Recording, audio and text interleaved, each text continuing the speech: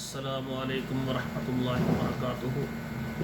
میرے محترم سامعین کرام، آج کی اس نشست میں آپ کے سامنے مبتلائے مصیبت کی دعا، جب کسی کے اوپر کوئی مصیبت وغیرہ آ جائے تو اس کو یہ دعا پڑھنی چاہیے۔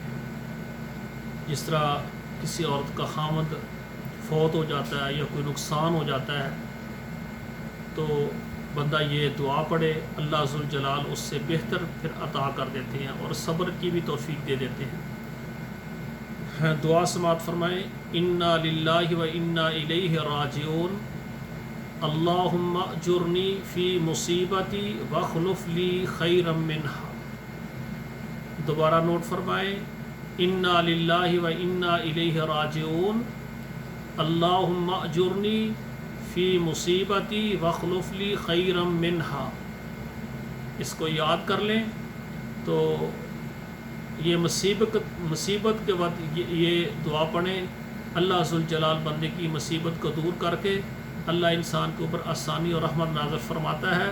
ایک نعمت اللہ ذوالجلال نے اگر لی ہے تو اس سے بہتر اللہ عطا فرما دیں گے۔